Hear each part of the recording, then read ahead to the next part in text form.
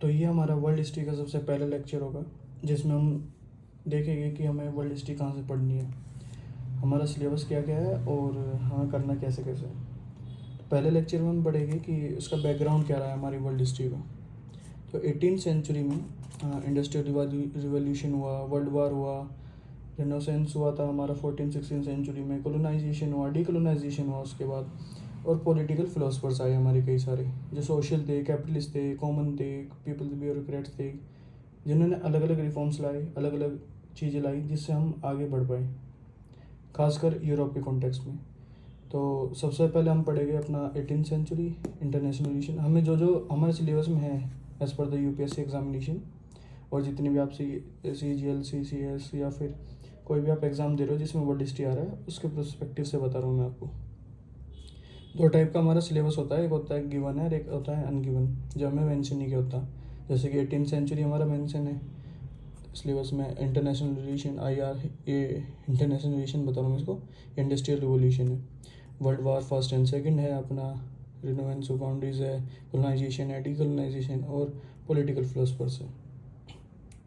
अनमेंशन syllabus क्या क्या है कि ये इम्पैक्ट क्या होता है, इसका इम्प्लीकेशन क्या है सिलेबस का। क्वेश्चन फ्रॉम यूपीएससी लास्ट 12 साल से जो पूछे गए, movement between the motions, syllabus के बीच में से क्या क्या पूछा गया है। इन्होंने सीधा पूछा 18th सेंचुरी, पर वो हमें याद करने के लिए, हमें पढ़ने के लिए, हमें उससे पहले का कॉन्टेक्स्ट जानना पड़ेगा कि उसमें था क्या क्या। तो अमेरिकन फ्रेंच रिवॉल्यूशन हुआ, स्ट्रगल हुआ वेस्ट अफ्रीका में, स्विस क्राइसिस आए, अपना ग्रेट इकोनॉमिक डिप्रेशन आया, फ्रेंच रिवॉल्यूशन आया, इनसे क्वेश्चन पूछे जा रहे हैं, जबकि ये मेंशन नहीं है हमारे यूपीएससी के सिलेबस में या फिर किसी और भी सिलेबस में। तो हम अपनी लेक्चर की सीरीज़ को इस प्रकार से लेके जाएंगे कि सबसे पहले industrial revolution, American revolution, French revolution, rise of Napoleon Bonaparte, revolution of Europe की, उसमें न्यू इटली और जर्मनी कैसे फॉर्म हुए। उसके बाद हम पढ़ेंगे नेशनल बाउंड्रीज कैसे कैसे आई, कॉलोनाइजेशन क्या हुआ, world war first, great economic depression आया, उसके बाद राइज ऑफ नाजिज्म और फैसिज्म आया, फिर हमारा वर्ल्ड वार सेकंड आया, उसके बाद कोल्ड वार हुआ, जो कि बहुत बड़ा चैप्टर है कोल्ड वार, और डिकोलोनाइजेशन, ये दोनों के दोनों बहुत बड़े चैप्टर हैं। और जहाँ तक मैं आपको कहूँगी, ऑल NCERT की ज़्यादा बेटर रहेगी पढ़ाई के लिए। अपने आप NCERT के नोट्स बनाते रहिए अगर आप स्कूल में हैं, वरना तो आप आई थिंक 11th की हो गई आपकी NCERT, उसे पढ़ लीजिए, वो बहुत है। हिस्ट्री जो वर्ड्स आया वो आया था हमारा लैटिन वर्ड से, जिसका नाम था रिजेस्टर, लोकली स्टडी के लिए, लॉजिकली स्टडी के लिए हम उसको बोलते हैं हिस्ट्री। हिस्ट्री होती क्या है, हिस्ट्री को कहते हैं कि आप रीज़न और लॉजिक के साथ कुछ भी हम पढ़ रहे हैं अपने पास्ट में क्या किया हुआ वो सब। तो मिडिवल वर्ल्ड है और मॉडर्न वर्ल्ड है। मिडिवल वर्ल्ड और मॉडर्न वर्ल्ड को हम कैसे डिफ्रेंशिएट करेंगे। 7th सेंचुरी में हमारा मिडिवल वर्ल्ड किया जाता था, और 15th सेंचुरी आता है इसको हम मॉडर्न वर्ल्ड कहने लगे। क्यों? इसके पीछे मेन रीज़न ये था कि जो 7th सेंचुरी था उस पर लोग रिलीजन पे ज़्यादा बिलीव करते थे कि अगर लाइट चमक रही है तो ये भगवान की वो है, देन है, और कुछ भी हो रहा है तो उसमें भगवान का फैक्टर ला देते थे। ये चर्च वाले जितने भी कलर के थे, या जितने बड़े बड़े लोग थे, इनके पास एग्जाम्पल तो था नहीं देने का, उस टाइम पे इतनी साइंस इवॉल्व हुई नहीं थी। तो ये चीज़ें समझाने के लिए इन्होंने भगवान का रूप दे दिया, भगवान का नाम दे दिया। जैसा आप इंडियन उसमें भी देखोगे, जो घर वाले कहते हैं कि रात में नखून मत काटे करो, क्यों? उसका कोई रीज़न नहीं है ना। क्यों? पहले क्या होता था, पहले लाइट नहीं आया करती थी इंडिया में, तो रात में नखून काट रहे, नखून में से खून निकल जाता था, एक्स्ट्रा कट जाता था, ये सब चक्कर हुआ करता था। और कहते थे कि रात में बिल्ली रास्ता काट दे तो वहीं रुक जाओ, ये कर लो वो कर लो, वो सब ये फिलोसफी है पहले की, जो समझ में नहीं आती थी उसको बोल दिया जाता था। तो कॉन्टेक्स्ट में हम पढ़ेंगे जहाँ से साइंटिफिक क्वेश्चनिंग पुट की गई, जहाँ से हमें साइंटिफिक बिहेवियर के बारे में पता चला, जहाँ से हम पावर ऑफ लॉजिक आई इंसानों के अंदर और रीजनिंग आई, तो उस पीरियड ऑफ टाइम को मॉडर्न वर्ल्ड हिस्ट्री कहता है। सबसे पहले ये एंशियंट टाइम में, अगर आप कह लो हम इंडियन कॉन्सेप्ट, हम इंडियन तो बोलेंगे हमारे पास तो पहले से विश्व गुरु थे, ये वो, तो वो सब बात की बात है। पहले हम याद करेंगे, हम पहले पढ़ेंगे यूरोप के बारे में। अभी तक यूरोप 7th सेंचुरी से चलता आ रहा था, वही चलता आ रहा था कि धर्म के नाम पे भ्रष्टाचार हो रहा था, लूटपाट चल रही थी, कोई कुछ कहते हैं कि ये तो धर्म के अंडर नहीं आता, ये सब वो सब वही चल रहा था, हाहाकार मच रहा था अपनी लैंग्वेज में बोले तो। फिर आती है 15th सेंचुरी। 15th सेंचुरी में ऐसा क्या हुआ कि लोगों के अंदर रीजनिंग आई, लोगों के अंदर लॉजिक बना।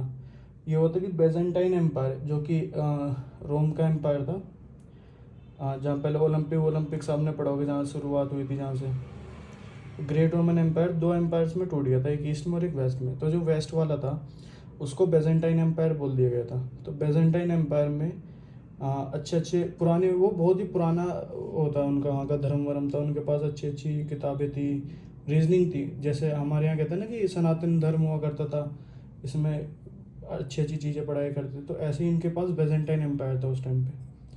पर क्या हुआ कि ऑटोमन पर वे अपने ही एरिया में सीमित थे, जो ग्रीक हो गया, इटली हो गया, इसी एरिया में। और थोड़ा जैसा मॉडर्न डे तुर्की है उस टाइम पे, ये जो आप दिख रहे हैं ना इधर, इस एरिया में हुआ करता था बेजेंटाइन एम्पायर। ये इतना जो एरिया है, देखो मैं इसको मार्क ही कर देता हूँ।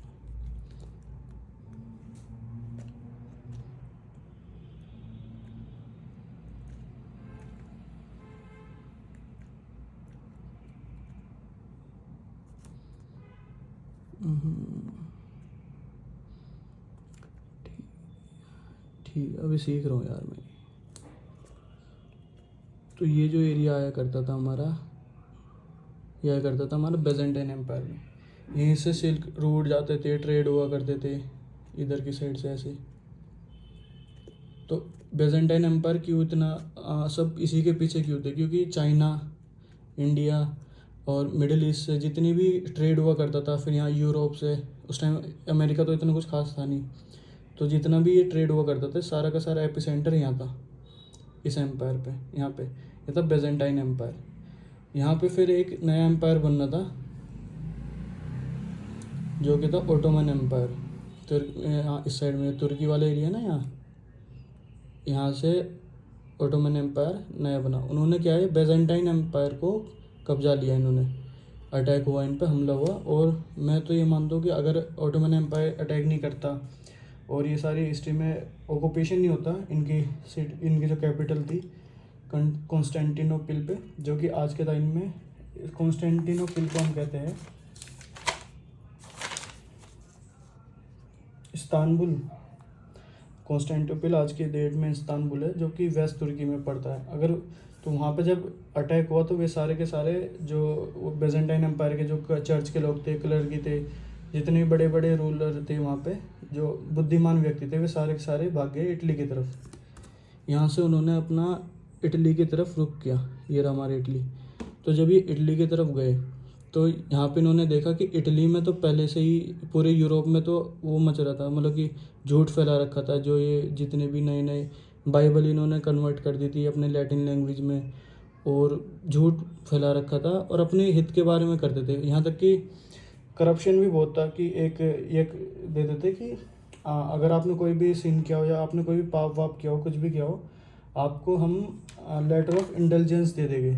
लेटर ऑफ इंटेलिजेंस का मतलब है कि आप हमें पैसे दो, हम आपको एक लेटर दे देंगे, जिससे आप जाओ, जब भी आपके जो भी गॉड है, आप जाओगे तो आपको सीधा वहाँ पे हेवन मिलेगा, कोई हेल वेल नहीं मिलेगा अगर आपने जितनी भी शराब की है।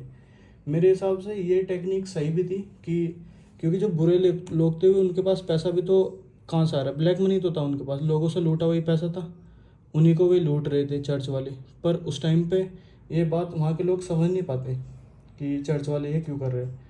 पर वही है, उस चीज़ से सोसाइटी पे, इकोनॉमिक पे तो अच्छा असर पड़ा कि जो ब्लैक मनी, जो गरीब लोगों का पैसा था वो वापस गरीब लोगों पे पहुँचा दिया चर्च वालों ने। किसी किसी ने पहुँचाया, किसी ने नहीं पहुँचाया, वो तो पर्सनल उस पर है। पर इसका सोशली बहुत साइड इफ़ेक्ट पड़ा। सोशली इसका इफ़ेक्ट ये हुआ कि जितने भी लोग थे उन सबको तो ये लगा कि हम तो कुछ भी कर ले, हमें तो कोई दिक्कत ही नहीं, हम तो सीधा हेवन में चले जाएंगे। यूरोप के लोग जो थे उस टाइम पर उनकी मेंटेलिटी हो गई थी। तो वुमेंस को मारना, प्रताड़ित करना, ये सब वहाँ ज़्यादा होने लगा था।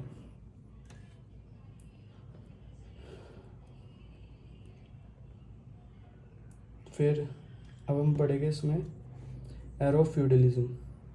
7th सेंचुरी बीसी में क्या, 7th सेंचुरी सी में क्या चल रहा था वहाँ पे कि ये होली वॉर्स चले थे, क्रूसेड की। होली वॉर्स, क्रूसेड्स को बोलते हैं होली वॉर्स। तो क्रूसेड जो थे, इसमें इस्लाम वर्सेस क्रिश्चियनिटी चल रहा था। इस्लाम को भी ओटोमन एम्पायर जो पूरा इस टाइम पे फिर उन्होंने कब्जा कर लिया था, तो यहाँ से ट्रेड और वो रेट जो भी जाता था वो ज़्यादा महंगा हो जा करता था यूरोप में। फिर एरा ऑफ फ्यूडलिज्म आया। फ्यूडलिज्म कहते कैसे, फ्यूडलिज्म है कि कई सारे बड़े बड़े लैंडलॉर्ड, जैसे हमारे यहाँ होता है ना जमींदार, हमारे यहाँ जमींदारी सिस्टम, स्लेवरी सिस्टम थोड़ा कम था, पर इनके यहाँ ज़्यादा था। इनके यहाँ ये हुआ करता था कि सेफडम बनाए जाते थे। सेफडम के अंदर वे फैमिली, सेफडम उन फैमिली, उन सर्वेंट्स को कहते थे जो कि पैदा हुए यहीं पे और मरेगी भी यहीं पे, कोई उनको पैसा नहीं मिलने का। जो वे खेती बाड़ी कर रहे हैं बड़े बड़े जमींदार के अंदर, जिन्हें कि हम बेड कहते हैं, मतलब इसकी ट्रिक है बेड। बेड से जो है आपके ये आ जाएंगे, इनके नाम पड़ जाएंगे बैरोन्स, अर्न्स और ड्यूक। ये तीन इनके नाम हुआ करते थे अलग अलग प्रोवेंसेस में, बैरन्स, अर्न्स एंड ड्यूक। ये सब थे मोरल्स। मोरल्स कहते हैं मिलिट्री सपोर्ट प्रोवाइड करते थे वहाँ के अपने लोकल राजों को। जैसे आज की डेट में मान लो सीएम हो गए, वैसे मिलिट्री सपोर्ट तो प्रोवाइड नहीं करते, पर हाँ इनके छोटे छोटे सेक्शन हुआ करते थे अपने स्टेट्स के। तो एक बहुत बड़ा लैंड हुआ करता था, मैरोन सिस्टम आता था उसके अंदर। तो जितने भी ये फार्मर वगैरह थे, फ्यूडल लैंड था, लैंड के अंदर फार्मर काम करते थे। फार्मर जितने भी मेहनत करते थे वो सारा का सारा उसका प्रॉफिट मिलता था फ्यूडल लॉर्ड्स को। फ्यूडल लॉर्ड्स उसके बदले उनको कोई पेंशन वेंशन या पैसे वैसे नहीं दिया करते थे, वे बस उनको एक रहने की जगह छोटी मोटी और एक small share of food crops दे दे करते थे कि छोटा बहुत कुछ खा लो उनका, जिसमें उनका गुजारा। जैसे आज की डेट में हम देख रहे हैं भट्टा है इंडियन सिस्टम में, कोई जहाँ मैन्युफैक्चरिंग होती है ब्रिक्स की, भट्टे जो होते हैं, तो उनमें क्या करते हैं लोग कि ऐसी छोटी छोटी झोपड़ी बना के रह लेते हैं वहीं पे।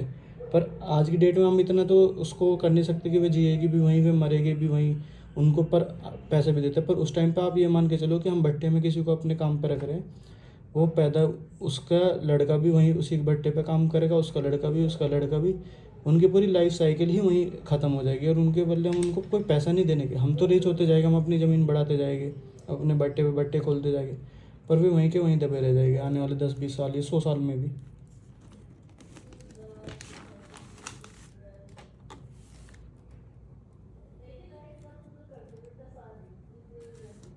ठीक है, तो फिर हम पढ़ेंगे background of the modern world history. Modern world history का बैकग्राउंड क्या था? According to the historians history all about understanding the knowledge of mankind के बारे में नॉलेज जानना, their self awareness, intelligible and rational manners, कि एक इंटेलिजेंट और रैशनल मैनर्स में, मैंने बताया ना रीजनिंग और लॉजिक जब शुरू हो गया था। तो इसको therefore the history of the science, history को साइंस में बोलते थे रीजेस्चर। रीजेस्चर का मतलब भी था कि थिंग्स डन हो गए, या फिर आप इसको कह सकते हैं कि an aptitude to answer question about human activities perform in the past in logical और रीजनिंग मैनर। फिर आता है हमारा कि मॉडर्न वर्ल्ड में histories have and began in the development of 15th century BC। Outbreak हुआ इवेंट्स का 15वीं BCE में। क्यों? क्योंकि मैंने बताया कि ऑटोमन एम्पायर आया यहाँ से। ऑटोमन एम्पायर ने तुर्की का पूरा एरिया कब्जा लिया।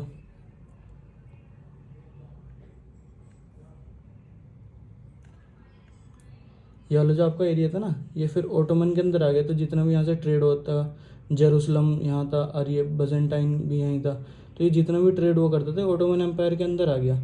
तो यहाँ के लोग फिर भाग के यूरोप गए।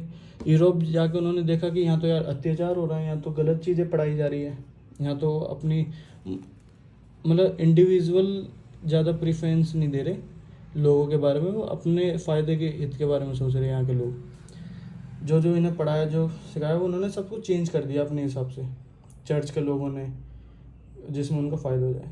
तो यहाँ से रिनेसेंस आया। रिनेसेंस कहते हैं पूर्व जागरण को। पूर्व जागरण मतलब कि बुद्धि आ गई यूरोप के लोगों को कुल मिला के।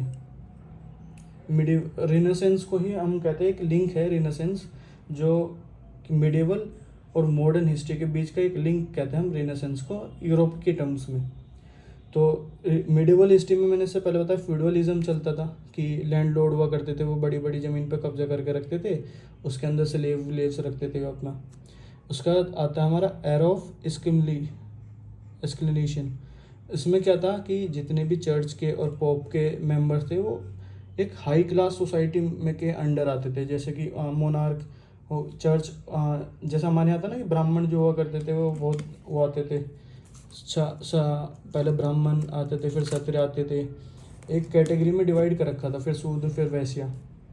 तो इस एरिया में तो वहाँ भी यही करेक्टराइजेशन था क्लासेस में डिवीज़न हो रखा था। जितने भी चर्च के पॉप के बंदे थे, क्लर्की व्लर्की के, वे सब हाई सोसाइटी में आते थे, बाकी सब नीचे आते थे उनसे। खासकर फार्मर्स तो बहुत ही नीचे आते थे वहाँ पे। और उस टाइम पे मोनार्की, मतलब कि राजा राजा का सिस्टम बहुत ही टॉप नॉच पे था उस टाइम पे, कि राजा को ये मानते थे भगवान का दूत है कोई। किसके कहने पे मानते थे? ये मानते थे चर्च के पॉप के कहने पे। जैसे कि यहाँ इंडिया में हुआ करता था कि कोई राजा है तो उसको कोई पंडित ही बनाएगा कि हाँ ये भगवान की देन है या वो है, ऐसा कुछ। और क्रूसेड्स का भी एरा था 7 BC में, जब ओटोमन आए तो ओटोमन इस्लाम फैला रहे थे, और ये जो बेजेंटाइन था ये फिर ये अपना क्रिश्चियनिटी फैला रहे थे। तो इनके बीच में होली वॉर हुआ, धर्म का युद्ध, जैसे हमारे बोलते हैं धर्म युद्ध हुआ, जिसमें शुरुआत में तो ये हार गए थे क्रिश्चियन, इनको पीछे धकेल दिया था इस्लाम्स ने, क्योंकि उनकी जो कैवलरी वाली यूनिट थी ना, और उनके अंदर जो अच्छे अच्छे योद्धा आए थे, उन्होंने बहुत बेहतरीन सिस्टम जुगाड़ा था, जिससे वो जीतते चले गए। फ्यूडलिज्म इन यूरोप, मैंने आपको बता दिया, वही सैफरन स्लेव्स हुआ करते थे, मोनार्की सिस्टम जो था। और उसके बाद कलर्गी के जो उसमें मेन टॉपिक है वो है कलर्गी उनको कहते थे, जो कि चर्च के अंदर काम किया करते थे। एब्सोल्यूट मोनार्की के बारे में अब हम पढ़ते हैं। एब्सोल्यूट मोनार्की में क्या आते थे? एरिस्टोक्रेसी और नोबलिस्ट। तो एरिस्टोक्रेसी नोबलिस्ट क्या अलग अलग टाइम पे अलग अलग प्रोविंसेस में बोल दिया करते थे कि एरिस्टोक्रेट है या फिर ये नोबल है। जैसे कि वो थे किंग्स का मतलब फैमिली, जो राजा की फैमिली से जो बिलोंग करते थे उनको नोबलिस्ट कहते थे कि ये नोबल, इनके अंदर रॉयल ब्लड है। तो ये हो गया हमारे नोबलिस्ट। और जो बड़े बड़े उद्योग, जो उनके मिनिस्टर्स हुआ करते थे अलग अलग ब्रांच के या फिर अलग अलग हेड के, या फिर जो भी उनके बड़े बड़े लोग हुआ करते थे, उनको कहते थे हम एरिस्टोक्रेट्स। इसको आप मान लीजिए मिनिस्टर्स, और इसको आप मान लीजिए उनकी फैमिली, किंग्स की फैमिली हुआ करती थी। ठीक है। और क्रूसेड्स मैंने आपको बताया होली वॉर्स हुआ करते थे, धर्म युद्ध। तो क्रूसेड्स की जो टाइमिंग है आप वो नोट कर लीजिए, 11वीं सेंचुरी से 14वीं सेंचुरी तक चलते थे। क्रिश्चियन वर्सेस इस्लाम हुआ, यूरोप में ओटोमन एम्पायर आया, तुर्किश पावर आई towards Europe and West Asia is lead to the beginning of crusade war. इस्लाम कुल मिला के फैल जाता उस टाइम पे। और इवेंट्स हुए, Ottoman empire was able to defeat the powerful Byzantine empire, जो मैंने आपको बता दिया। बेजेंटाइन एम्पायर की जो कैपिटल हुआ करती थी कॉन्स्टेंटिनोपल, ये कॉन्स्टेंटिनोपल यहाँ है। तो इसको आज की डेट में बोलते हैं इस्तांबुल, जो कि मैंने आपको बताया, जो कि वेस्ट तुर्की में पड़ता है। तो ये आप याद रखना थोड़ा सा, कॉन्स्टेंटिनोपल ये आता है एग्जाम में हमारे। और 1453 CE में क्या हुआ था, कॉन्स्टेंटिनोपल पर कैप्चर कर लिया था ओटोमन एम्पायर ने सक्सेसफुली, और वो बहुत समय तक रहा। और आज की भी मॉडर्न डे में आप देखो जो तुर्की है वो ओटोमन एम्पायर का ही वो है, उसका छोटा सा हिस्सा है, या फिर कह लो कि उसी के रिमेन्स बचे हुए तुर्की में। और वेस्ट तुर्की में पड़ता है इस्तांबुल, और इस्तांबुल ही आपको कॉन्स्टेंटिनोपल। वही चीज़ रेनेसेंस के जो मेन कोज है वो यही था कि ओटोमन एम्पायर ने जब कॉन्स्टेंटिनोपल पर कब्जा कर लिया था, वहाँ से हमारा रेनेसेंस स्टार्ट हो गया था। इसको आप कह सकते हैं link between the modern and medieval world history के कंटेक्स्ट में इन द यूरोप, जिसमें इसमें क्या हुआ था, ह्यूमैनिज्म की तरफ ज़्यादा फेवर किया था कि यार हम इंसानों ने तो वो बनाए हैं धर्म ने थोड़ी इंसान बनाया। ये फिलोसफी अजान लगी थी यहाँ पे कि इससे पहले क्या हुआ करता था, रिलीजन ज़्यादा बड़ा था कि धर्म बड़ा है इंसान छोटे हैं। उसके बाद रेनेसेंस और रीइंफॉर्मेशन में आ जाओ आप, जो बहुत सारे बच्चों के उसमें रहता है कि सर मेरे को रेनेसेंस और रीइंफॉर्मेशन के बीच का डिफरेंस समझ में नहीं आता। तो उसका सिंपल सा टर्म है कि जो रेनेसेंस है वो आपका सभी फैक्टर्स को इंक्लूड कर रहा है। रेनेसेंस का एक पार्ट है आपका रीइंफॉर्मेशन।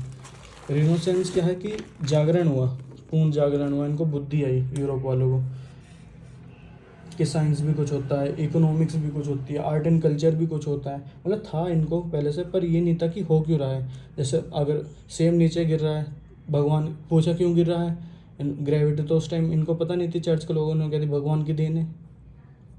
तो फिर क्या हो, तो रेनेसेंस के अंदर आपका सोशल साइंस, पॉलिटिक्स और जितने भी और भी फैक्टर हो गए, आर्ट एंड कल्चर वगैरह, ये सब इसमें आते थे। रिलीजन हो गया, रिलीजन तो जो रिलीजन वाला फैक्टर था ये कुछ ज़्यादा ही इमर्ज होकर निकला रीनासेंस में से, जिसको हम कहते हैं रीइंफॉर्मेशन।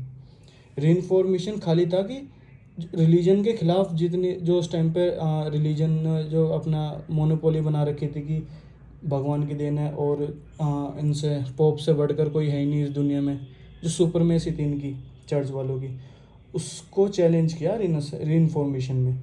और सारी के सारी scientific life study, ecosystem, ecology, अपना इकोनॉमिक्स और रिलीजन, ये सारा का सारा फैक्टर आता है अपने रिनेसेंस के अंदर। रिनेसेंस का एक मेन फैक्टर है रिलीजन, जो सबसे ज़्यादा उभरा, उसकी स्टडी को कहते हैं रीइंफॉर्मेशन। रीइंफॉर्मेशन में ये 3-4 नाम है जो बहुत ही इंपॉर्टेंट है हमारी स्टडी के लिए। वो है मार्टिन लूथर, जो कि फर्स्ट थे जिन्होंने ट्रांसलेट करी थी बाइबल लैटिन में, लैटिन से जर्मन में। तो इससे पहले क्या होता था कि लैटिन लैंग्वेज में इन्होंने ट्रांसलेट कर दी थी लैटिन, जैसे हमारे यहाँ था कि ब्राह्मण ने इनको, जो ब्राह्मण्स लोग थे उन्होंने उनको संस्कृत में कर दिया था। संस्कृत पुरानी लैंग्वेज थी, अच्छी लैंग्वेज थी, पर वो लोकल पीपल्स को नहीं पढ़ाते थे, ना उनको पता थी, तो इसलिए वो कुछ भी बोल दे उसमें से, बाइबल में से पढ़ के। जैसे सपोज करो आपको इंग्लिश नहीं आती, तो मैं इसमें से पढ़ के कुछ भी बोल दूँ तो आपको लगेगा कि मैं तो सही बोल रहा हूँ।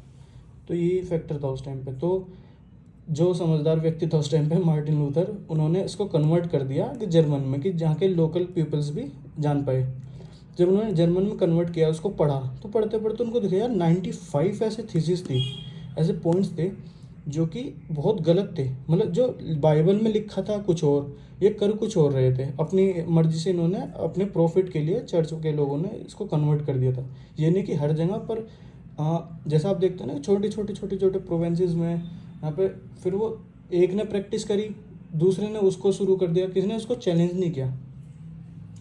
तो सबसे पहले हम नाम रखिए इसमें मार्टिन लूथर, जिन्होंने 95 थीसिस दिए जर्मनी में जर्मन में। और उस जिस चर्च पे दिए वो था वुटेनबर्ग का चर्च याद रखना। और उस चर्च का उस टाइम पे जो वो था, जो मेन पोप हुआ करता था उस चर्च को, वो था अगस्तिन।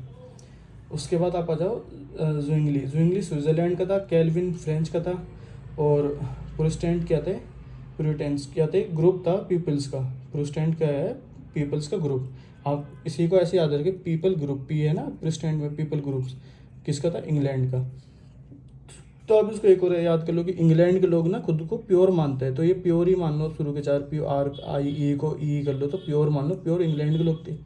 कैल्विन क्या एक ब्रांड है जो कि आपके अंडरगारमेंट्स बनाते हैं, मतलब मोस्टली उनके फेमस अंडरगारमेंट्स है। तो कैल्विन क्या है, एक बढ़िया ब्रांड है, कहें कि फ्रेंच की है, फ्रेंच किस हो गया, फ्रेंच लोग हो गए कैल्विन, इनसे आप रिलेट करके कर सकते हो। ज़ुइंगली और स्विट्ज़रलैंड, इसको ऐसे याद कर लो कि Z ऐसे है, इसका उल्टा ऐसे है। ये ट्रिक है कुछ जो आपको मेन एग्ज़ाम में काम आएगी। अभी तो आप थोड़ा सा इसको रिकॉल कर पाओगे नहीं कर पाओगे, पर जैसे आप एग्ज़ाम दोगे ना, आपको ये चीज़ ज़रूर आ जाएगी जब आप PYQ करोगे। इसको या FC से याद कर लो, उसको ZS से याद करो। ये MG एक्टर मान लो इसको, जो नई गाड़ी आई है मोरिस गराज की, MG एक्टर, उसको आप ऐसे याद कर लो। मार्टिन लूथर, प्योर इंग्लैंड मैंने बताई दी आपको कैसे कैसे इनको याद करना है, थोड़ा इस हिसाब से आप, क्योंकि इसमें बहुत नियम से यार, कितने कर पाओगे आप, ये तो देखो। रिनेसेंस वही हो गया जो मैंने आपको बताया, रीबर्थ हुआ कई सारी चीज़ों का, इकोनॉमिक फैक्टर्स हो गए, ये सब हो गए, फ्रीडम हो गई, ठीक है, आर्ट कल्चर लिटरेचर, इन सब का। ये सबसे पहले ओकर इटली में ही क्यों हुआ, मैंने आपको बताया कि ये लोग भाग के इटली चले गए, और कहीं भी तो गए होगे, खाली इटली तो गए नहीं होगे, जर्मनी में गए होगे, फ्रांस भी गए होगे, हाँ बर्लिन, इधर रसिया भी गए होगे, कुछ मिडल ईस्ट में आए होगे, पर ये इटली में ही इनकी इतनी वाह कार क्यों हुआ, और इटली से ही क्यों शुरू हुआ। इसका मेन फैक्टर ये था कि जो इटली था उसके मोस्टली जितने भी जो भाग के गए थे ना यहाँ से, बिजेंटाइन एम्पायर से, आपके प्रीस्ट जितने भी थे उस टाइम पे बड़े बड़े लोग, वे सारे इटली चले गए, क्योंकि इटली उनके पास था एक तो, ऊपर से इटली में लैटिन और रोमन दोनों लैंग्वेजेस यूज़ हुआ करती थी। रोमन जो एम्पायर था वो रोमन लैंग्वेज यूज़ करता था, और जितना भी आपका यूरोप का कल्चर हो गया, इसमें इंडिविजुअल लैंग्वेजेस तो थी, जर्मन बोलते थे, फ्रेंच के लोग फ्रेंच बोलते थे, और तो इसमें क्या था कि ये लैटिन जो था, संस्कृत मान लो, लैटिन थी तो सबके पास ही, पर नॉलेज कुछ के पास थी। तो इसलिए रोमन जो ये बेजेंटाइन एम्पायर था इटली के पास था, ये दोनों के दोनों रोमन बोलते थे, तो वही है कि जैसे पाकिस्तान के लोग भाग के इंडिया जाए, कुछ हुआ ऐसा तो इन्हें इंडिया ज़्यादा प्रीफर करेगा क्योंकि सेम लैंग्वेज है। या फिर बांग्लादेश चले जाए, श्रीलंका चले जाए, नेपाल चले जाए, अगर कोई, या फिर मिडिल ईस्ट चले जाए, तो क्योंकि हिंदी उर्दू थोड़ा मिक्स मिक्स ही है ऐसे, तो मिक्स मिक्स ही हो गया था इनकी लैंग्वेजेस। उसके बाद अब देखो कि न्यू क्लास इमर्ज हो रही थी उस टाइम पे, मर्केंटाइन सोसाइटी। मर्केंटाइन सोसाइटी क्या थी, जो मर्चेंट्स थे, जैसे कि हमारे यहाँ अब मान लो बनिए टाइप जो होते हैं, एक जगह से दूसरी जगह जाते हैं, पैसों का लेन देन करते हैं। तो मर्केंटाइन सोसाइटी ऐसी थी जो कि ट्रेड करती थी, कॉमर्स करती थी। तो इनकी ट्रेडिंग और कॉमर्स इतनी इफेक्टिव हो गई थी उस टाइम पे कि ये बहुत ही बड़ा चंक अपने पास रखते थे मनी का। ये कुछ कुछ तो फेडरल लॉर्ड से भी ज़्यादा अमीर हुआ करते थे, और कभी एक दो तो ऐसे भी आए थे अपनी हिस्ट्री में, जो हम आगे जाके पढ़ेंगे, जो किंग से भी ज़्यादा पैसे उनके पास हुआ करते थे। तो इन्होंने बहुत सपोर्ट किया। जैसे अब आप जब अपना पढ़ोगे ना Indian medieval, Indian ancient history, तो उसमें जब आप पढ़ोगे ना कि सावंत हुआ करते थे, और बुद्धिज़्म जैनिज़्म क्यों इतना फैला, वो उन्हीं की वजह से फैला कि जब मर्केंटाइल पीपल्स थे, कि जो बीच के, हाँ, वैसे जो आया करते थे हमारे, उनमें क्या था कि उनके पास पैसे आ गए थे, पर उनको सोसाइटी में इतना रुतबा नहीं था जितना जितनी पावर और वो क्या कहते हैं उसको, प्रेफरेंस और पावर किसको दी गई है सबसे ज़्यादा। पहले ब्राह्मण हुआ करते थे, ब्राह्मण के पास इतना पैसा भी नहीं आया ना, इनके पास इतनी पावर आई, पर फिर भी इनको क्यों दिया जा रहा है पहली प्रेफरेंस, इनको क्यों इतना मान सम्मान दिया जा रहा है। इनके पास ना पैसा है ना कुछ है, ये बस ऐसे ही जन्म ले रहे ब्राह्मण, उसमें तो ये इतने फेमस हो रहे हैं। उसके बाद फिर क्षत्रिय हो गए, ये जितने भी युद्ध वुद्ध करते थे, इनके पास पावर बहुत थी, इनकी रिस्पेक्ट भी बहुत करी जाती थी, पर इनके पास पैसा भी था, तो चलो ठीक है मान लेते हैं ये फर्स्ट सेकंड तो हो गए। पर हमारे पास भी तो पैसा आ गया, मर्केंट्स वालों के पास, ये जो थे मर्केंट्स वाले, ये जो शूद्र, ये जो होते वैसे जो थे, जो ट्रेडिंग व्रेडिंग कॉमर्स में, इनमें ज़्यादा हुआ करते, बनिए टाइप वगैरह जो हमारे इंडिया में है, उसके कॉन्टेक्स्ट में बता रहा हूँ इन्हें। ये तो ऐसे यहाँ पे इनके बनिए ये हुआ करते थे मर्केंटाइन सोसाइटी। इनके पास पैसा बहुत आ गया था, पर इनकी रिस्पेक्ट नहीं हो रही थी उस टाइम पे, इनको उस नज़रों से देखा नहीं जा रहा था जो उन्होंने चाहिए, जो इन्हें रिस्पेक्ट चाहिए इन्हें सोसाइटी में। क्योंकि भाई पैसा बाद की बात है, सबसे पहले तो रिस्पेक्ट है ना आपके लिए। इन्होंने सपोर्ट किया अपने पैसे से, जो भी ये बाइजेंटाइन एम्पायर से भाग भूग के आए थे, इनको सेकुलर स्टडी करवाई। रोमानियन पीरियड में आर्किटेक्चर को सपोर्ट किया इन्होंने, बहुत सारा डोनेशन किया। उससे क्या हुआ कि जो दो मेन सिटी हब बनी, फ्लोरेंस और वेनाइस, इटली में। फ्लोरेंस और वेनाइस आप याद रखिएगा, बहुत इंपॉर्टेंट है, आते इससे PYQ आते हैं। UPSC में तो नहीं, पर बाकी वगैरह जितनी भी आपकी गवर्नमेंट एग्जाम है उसमें ज़रूर आएगी, अगर आपके उसमें वर्ल्ड हिस्ट्री है तो। जिनमें आर्ट एंड कल्चर, और आर्ट एंड कल्चर इसमें बहुत फेमस है। इसमें एक फैमिली का आप नाम रखेंगे, मेडिसिन फैमिली, मेडिकी और फ्लोरेंस, मेडिकी फैमिली थी फ्लोरेंस की, who provided not just funds but also infrastructure to the scholars of work in Italy. जो मेडिसाइल फैमिली थी, इन्होंने फ्लोरेंस की जो थी ये मेडिसाइल फैमिली, इन्होंने खाली पैसा ही नहीं दिया, इन्होंने इंफ्रास्ट्रक्चर भी बना के दिया इटली के लोगों को। उस टाइम पे जो बाइजेंटाइन एम्पायर से भागे थे, उनको इटली में रहने का उनका इंफ्रास्ट्रक्चर भी बना के दिया कि आप रहो यहाँ पे और हमारे समाज को